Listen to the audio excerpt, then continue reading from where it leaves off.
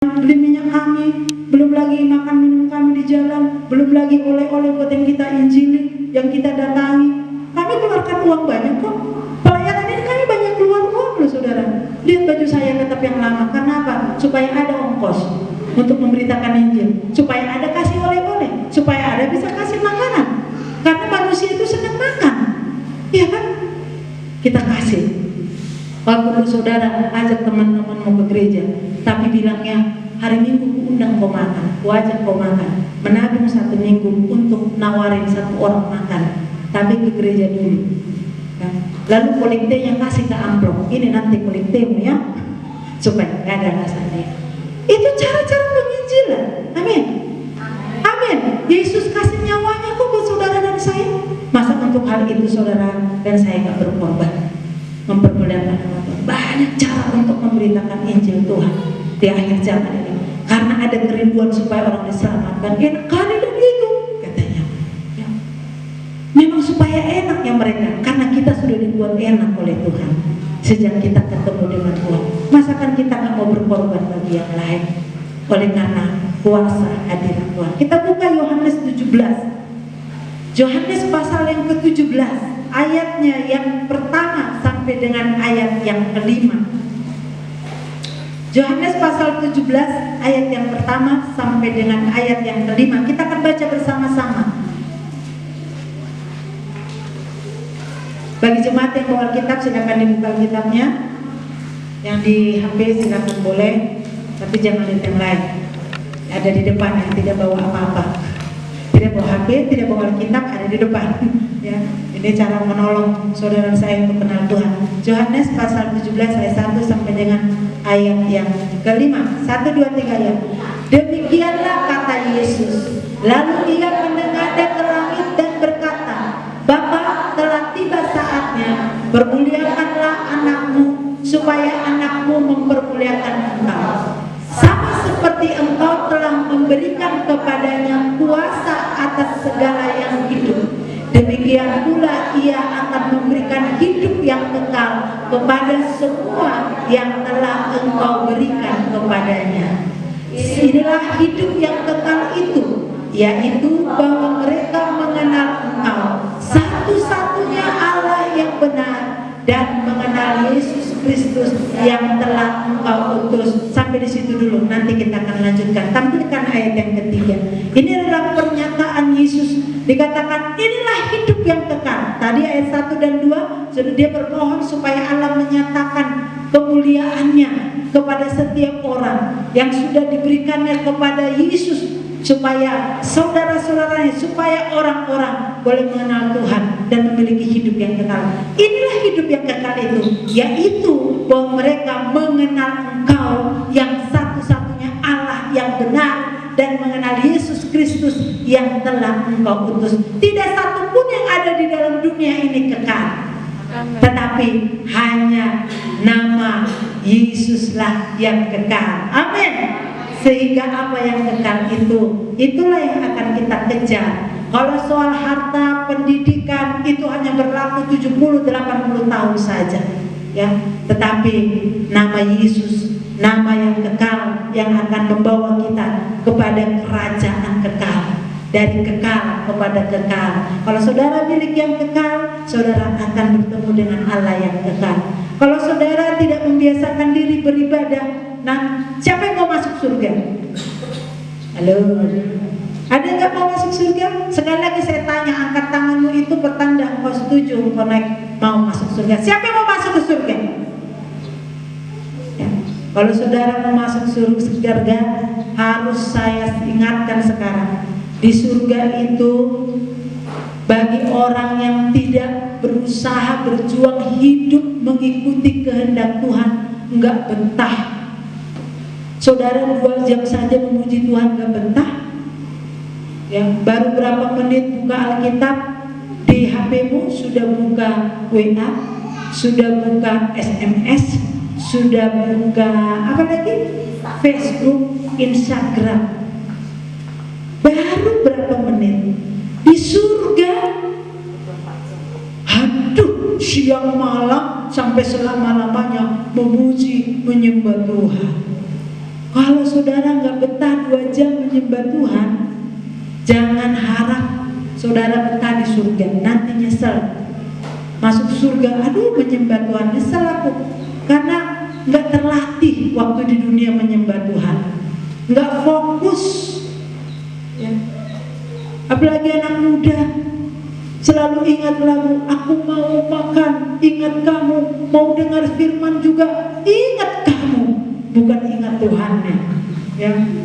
Tapi sekarang mari kita fokus kepada Tuhan. 2 jam kami pernah ke Jakarta ya, waktu belajar studi banding dari sekolah Yobel kita bawa beberapa guru ke Jakarta belajar studi banding masuk ke sekolah internasional ya. Waktu kita di sana, lalu kita pergi ke satu gereja yang ibadahnya 4 jam. Bilang 4 jam. Ngapain aja itu? Ya memuji Tuhan lah. Bukan main-main dan main pingpong di sana. Puji Tuhan 4 jam. 2 jam pujian, penyembahan dan kesaksian. 2 jam khotbah. Mau? Nanti lain kali kita ke Jakarta, kita pergi ke gereja itu 4 jam ibadah. Sampai yang bawa kami bilang gini, kita lamain aja lah. Lama banget nanti Bu, khotbah 4 jam ibadahnya. Kita datang waktu firman Tuhan aja katanya. Biar nanti tinggal firman Tuhan 2 jam. Aduh, saya bilang, malah saya penasaran kok pengen nikmati. Nah, waktu itu gak tercapai 4 jam karena yang bawa kami kayaknya maunya 2 jam aja ya kan? 2 jam aja kita ibadah dengan khotbah. Wah, akhirnya suatu saat saya ke Jogja. Saya punya teman sekolah pelayanan dulu di Jakarta dan dia ada dalam satu gereja di Jogja dan saya diundang ke sana. Waktu saya ikuti ibadahnya sama ibadahnya 4 jam. Dan mereka semua duduk dengan tenang waktu mendengar khotbah. Ya. Lalu waktu dengar khotbah, saya lihat kok mereka nggak ada yang keluar ya. Ya. Waktu itu Mak Ica berapa kali keluar? 6 jam. Oh 6 jam ya? Oh sorry, 6 jam. 6 jam ibadah. Saya lihat para pembela sidangnya, pelayan-pelayan Tuhannya. Bayangkan 6 jam jarang keluar ke kamar mandi. Kalau saya udah berapa kali, waktu itu juga saya tahan karena satu kelemahan saya itu yang ke kamar mandi. Lalu waktu saya tunggu kapan lah ini kira-kira nggak terlalu penting kali itu firman Tuhan deh. Saya cepat-cepat ke kamar mandi. Lalu saya balik. 6 jam ibadahnya, tapi betah ya. Coba sekali-kali kita bikin 6 jam dulu ibadah raya gitu. Bagaimana? Siap? Pantai wamai gawan 3-3ku wamai menunggu di sana ya. Kita tunggu waktu Tuhan. Kalau Tuhan suruh terus khotbah selama 4 jam. Tapi hari ini saya nggak persiapan 4 jam. Tapi kalau suruh Tuhan 4 jam saya laksanakan juga. Ya, siapkan videonya banyak. Siapa tahu Tuhan suruh 4 jam untuk khotbah. Ya, Bapak Saudara karena cinta kepada Tuhan, duduk sama pacar nggak terasa. Berapa jam? Kayaknya baru saja. Makanya kalau orang pacaran, kalau cari jalan, bukan jalan yang singkat, cari jalan yang keliling-keliling, yang perjalanannya jauh. Kalau kami dulu di Jakarta sama Pak Gembala dulu waktu masih berteman, kalau pergi kan kemana? Kadang kan ada taksi, nggak ada uang bayar taksi mahal-mahal, biar lebih cepat. Naik mobil bus tingkat, jalannya kan pelan. Kalau bus tingkat ya Pak Pardede ya, jalannya pelan ya. Nggak bisa secepat bus. Bus apa tuh namanya yang cepat itu? Oh, ya itulah batas. Nggak bisa cepat jadi jalannya supaya agak lama ngobrol-ngobrol. Ketahuan deh. Nah, gitu kan anak muda gitu kan. Halo, yang udah pacaran jangan pura-pura nggak tahu. Yang udah punya pacar, ya kayaknya sebentar aja. Kalau saudara cinta sama Tuhan, kayaknya sebentar aja ibadah kita ini. Nggak lama. Walaupun di sana untungnya sudah menunggu, ya, tapi itu bisikan iblis. Dengarkanlah dulu suara Tuhan. Engkau dan aku akan menikmati baik kasih Tuhan. Kau akan melihat berkat-berkat Allah. Walaupun sekarang kayaknya sepi, tapi kau bersuka cita saja di dalam Tuhan. Ada saja cara Tuhan untuk kita memberkati hidup orang-orang percaya. Inilah hidup yang kekal itu, yaitu bahwa mereka mengenal Engkau satu-satunya Allah yang benar. Kalau saudara belum tahu Yesus adalah satu-satunya Allah yang benar, saudara belum memperoleh hidup yang kekal. Setelah saudara dan saya menerima Dia sebagai Tuhan dan Juru Selamat, engkau sudah ada di dalam kekekalan itu. Dan ketika engkau mati meninggalkan dunia ini, engkau masuk kepada kekekalan yang sesungguhnya. Jadi latihlah dirimu beribadah supaya di surga betah. Nanti kalau turun dari surga kan repot, bikin malu. Ya, kalau orang juara 1 tiba-tiba salah. Ingat Univers ya, perlombaan apa itu? Yang orang cantik lah di apa? Waktu membacakannya salah, jurinya salah menyebutkan yang juara. Yang juara 1 nggak disebut, salah nama. Oh, lalu dengan lenggak-lenggok yang disebut nama yang salah ini, dia melenggak-lenggok, dia bersuka cita. Lalu dikasih mahkotanya. Tiba-tiba dari belakang ada pengumuman, hadirin yang terhormat, kami minta maaf atas nama panitia. Ternyata tadi salah membaca sang juara. Ternyata yang juara 1 adalah si Anu, katanya. Malunya setengah hidup itu yang sudah sempat dipakai mahkota, betul nggak? Sudah sempat dikasih karangan bunga, sudah lambai-lambai, malunya nggak setengah hidup tuh. Nah, demikian juga saudara kalau nyampe di surga nyesel, malunya setengah hidup, nggak betah di surga. Anak-anak muda betah di ibadah.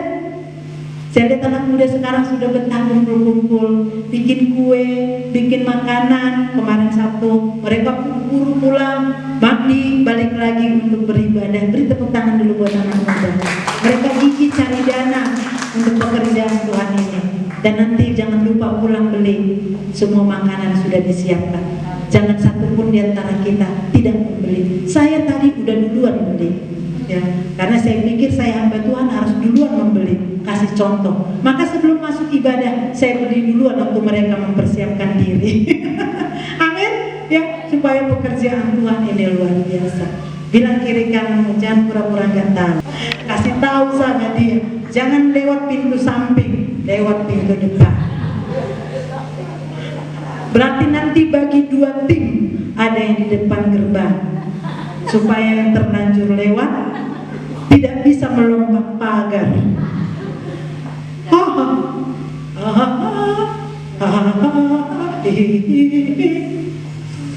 Habis juaranya.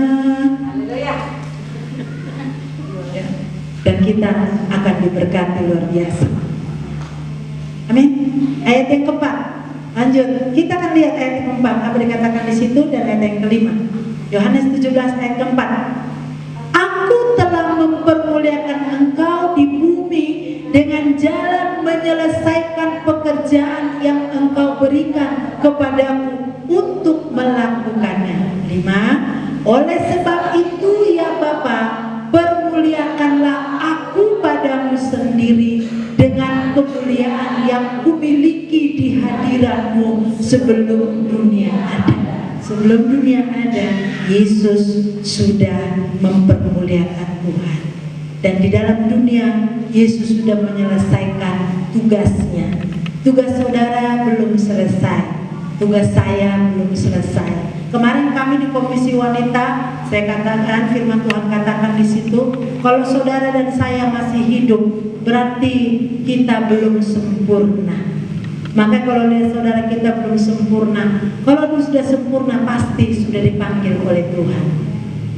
Amin. Jadi jangan terlalu bangga umur 70, 80 tahun, 100 tahun umurnya, tapi tidak hidup di dalam Tuhan. Umur terlalu panjang pun jangan-jangan karena gak sempurna-sempurna. Orang yang sudah sempurna dipanggil oleh Tuhan. Lihat banyak hamba Tuhan masih muda mati. Betul? Lalu saudara pikir nih, biasanya orang berpikir apa dosanya?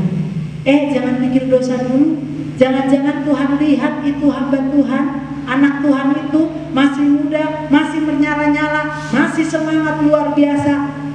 Dia dalam kesempurnaan dipanggil oleh Tuhan supaya yang sempurna ini boleh menempati surga yang sempurna.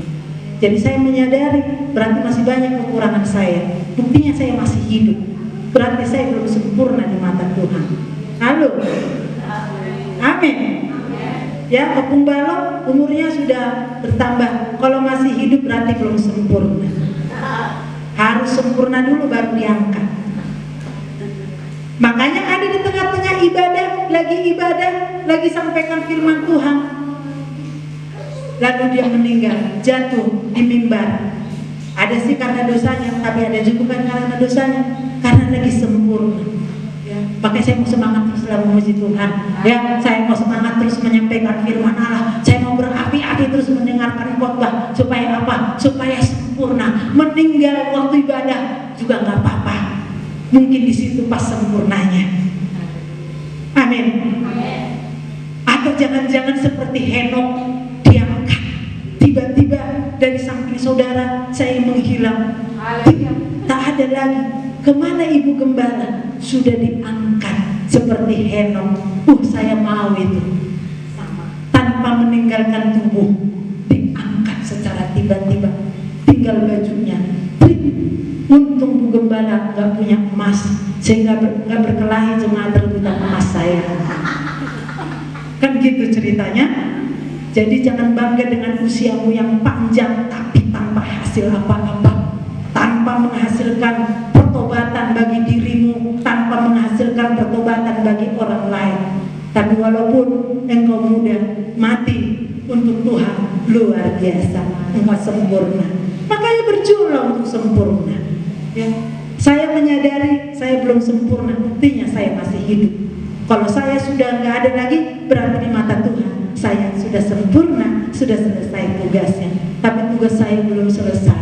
STT belum terbuka, SMP belum terbuka, SMA belum terbuka, baru TK dan SD masih akan dirilis. Tapi walaupun demikian, kalau sampai saya udah 80 tahun belum buka juga nanti itu, bukan berarti saya nggak mau mati. Saya mau mati karena sudah ada generasi. Saya sudah didik, saya sudah latih. Saya sudah mulai lepas TK, SD sudah ada yang mengurus masing-masing, dan untuk TK juga sudah mulai pelan-pelan saya lepas. Saya akan kembali kepada hal yang lebih besar lagi yang Tuhan percayakan. Sebentar lagi saya masih harus ngurus sekolah Alkitab dan STT. Masa sih saya masih harus ngurus TK lagi, SD? Mau jadi apa? Tidak bisa tidur setiap hari, tidak bisa makan, gak sempat. Tapi saudara sudah ada dipersiapkan.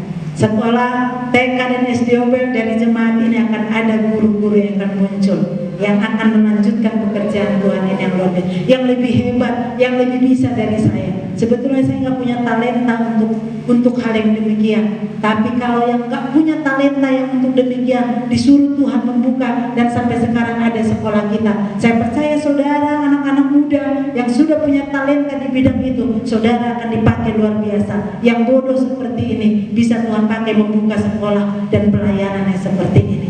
Apalagi saudara yang pintar, apalagi saudara yang dikasih hikmat, dikasih akal, ranking.